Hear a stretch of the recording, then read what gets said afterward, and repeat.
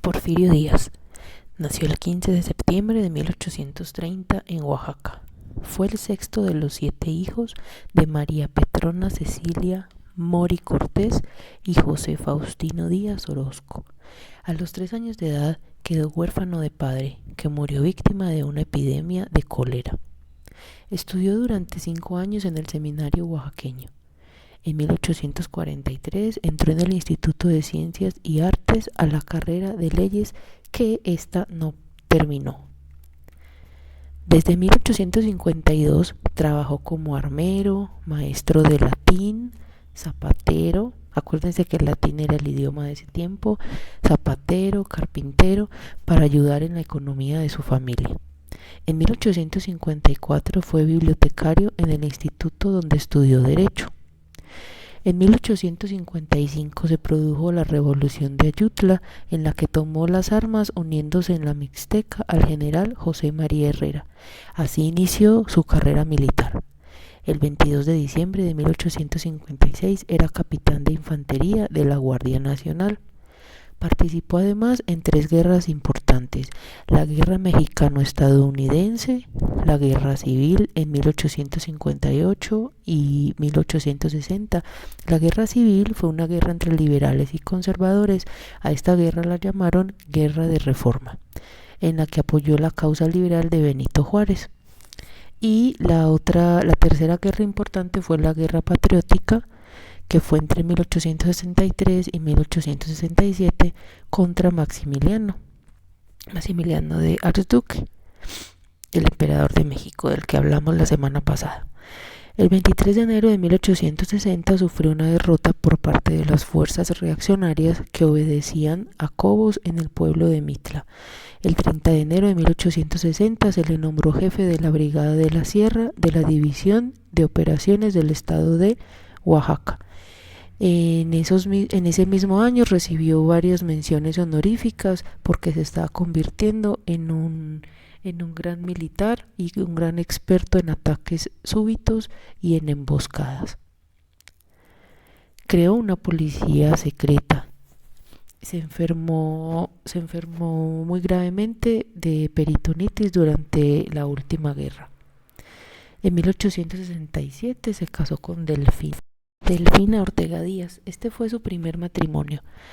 Se casó con ella en 1867 y este matrimonio duró hasta 1880.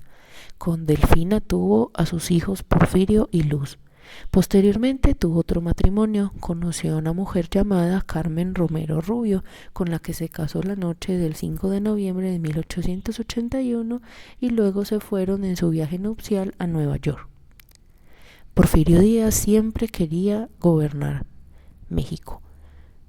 No tuvo buenos triunfos porque él siempre armaba rebeliones militares cuando no podía tomar el poder. Por ejemplo, no alcanzó la presidencia de México frente a Juárez en 1867 ni tampoco en 1871.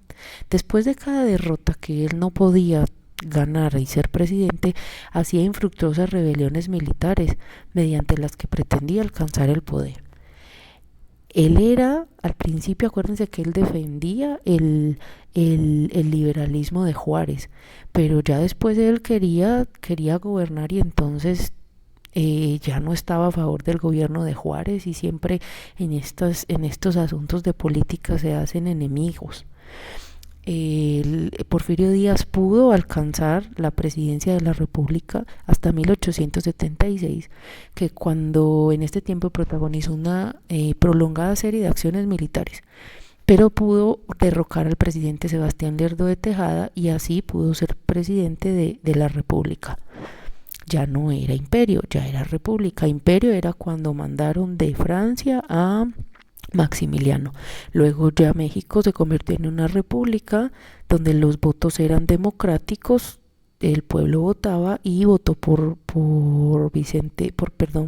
Benito Juárez y luego por Sebastián Lerdo de Tejada, y ahora pues ya pudo ganar Porfirio Díaz hasta 1876.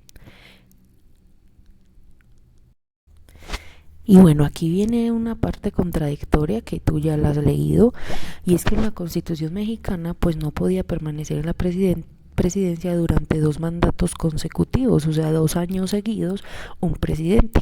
Entonces, en 1876, Porfirio Díaz asumió la presidencia de la República durando 4 años y en 1880 tuvo que renunciar. Él estaba en contra y decía que no a la reelección, que no se puede, que porque Juárez fue reelegido y bueno, estaba muy enojado por eso y hasta hizo documentos donde decía él que no, que eso no estaba bien. Entonces aquí él se contradijo porque luego volvió y buscó para ser reelegido en 1884, consiguió la aprobación de que hubiera una modificación en la Constitución que le permitía volver a ser presidente, y entonces fue presidente desde 1876, ahí renunció, luego 1884 otra vez, y pudo ser presidente 9 veces seguidas hasta 1911. Y bueno, hay cosas buenas y cosas malas siempre en todos los políticos y hasta en nosotros mismos. Hacemos cosas buenas, hacemos cosas malas, y durante su mandato él también hizo cosas buenas. De hecho, Porfirio Díaz es querido por muchos y no querido por otros. Muchos dicen, pero es que él ayudó a la economía del país. Entonces, tú decides si es bueno o no es buen este presidente. Yo opino que hizo cosas buenas, pero también hizo cosas malas, ¿no? Tengo una amiga que me ponía a hablar con ella y me decía, no, pero es que hizo muchas cosas buenas, Paula. Entonces yo decía, sí, pero pues también no se fijaba en que no había mucha riqueza en el pueblo. O sea, esa riqueza estaba mal repartida, estaba muy inclinada hacia pues este video que vieron ayer, ¿no? Donde la oligarquía del país estaba siempre las ganancias para los empresarios, para toda esta gente que pues también, ¿no?, invertía y tenía sus empresas y sus puestos importantes en el gobierno. Y bueno, vamos a hablar sobre algunas cosas buenas que hizo. Pues fueron bastantes, no algunas, bastantes. Durante su mandato, la economía de México se estabilizó y el país experimentó un desarrollo económico. Se invirtió capital extranjero en la explotación de los recursos mineros del país. La industria minera, la textil y otras experimentaron una gran expansión. O sea, pudieron vender mucho bueno, si hablamos de una fábrica textil, pues su ropa, sus telas, todo, y la industria minera, pues exportar también. Se construyeron vías férreas. Estas líneas férreas era una cosa impresionante. Chicos, construyó más de 20.000 kilómetros de vías férreas, o sea, de lo que es el tren, ¿sí? A eso se llama vías férreas. Y también hizo líneas telegráficas para poder comunicarse.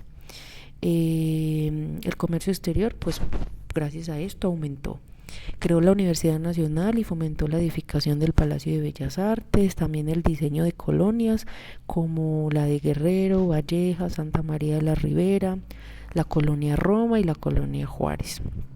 Por otra parte, los inversores extranjeros agotaron gran parte de la riqueza del país.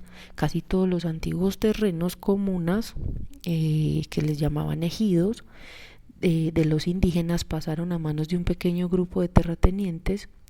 Y bueno, aquí era la otra parte, ¿no? Se extendió la pobreza en México y también el analfabetismo. Acuérdense, bueno, analfabetismo es la gente con pocos estudios.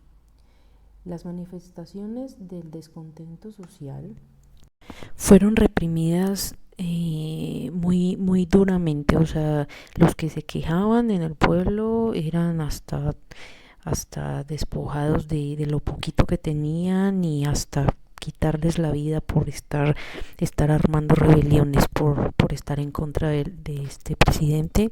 Y a esto también se sumaron varias rebeliones también periodísticas, como los hermanos Flores Magón, que pues estaban en contra de este porfiriato. Y bueno, ya casi terminamos esta biografía. Voy a ponerte un pedacito de un corrido que este corrido, pues había gente que quería a Porfirio Díaz.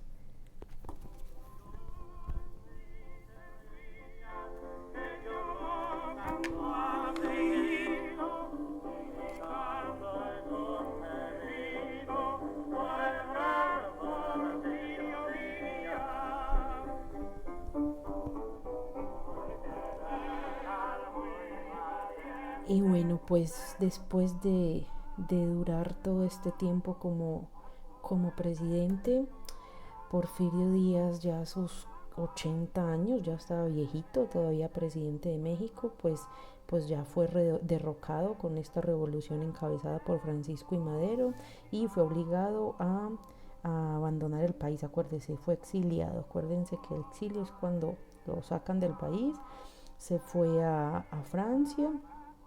Y fallece en 1915, el 2 de julio de 1915, a la edad de 84 años, fallece en París.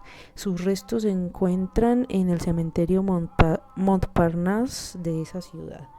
Un dato interesante o curioso es que le llamaban el Llorón de Incamole, ya para terminar esta biografía, porque en una batalla que se produjo, la batalla de Icamole, de la que se retiró humillado, pues lloró mucho, y es famoso también por ese apodo. Bueno, chicos, aquí terminamos con la biografía de Porfirio Díaz, y espero hagas todos tus ejercicios del día de hoy.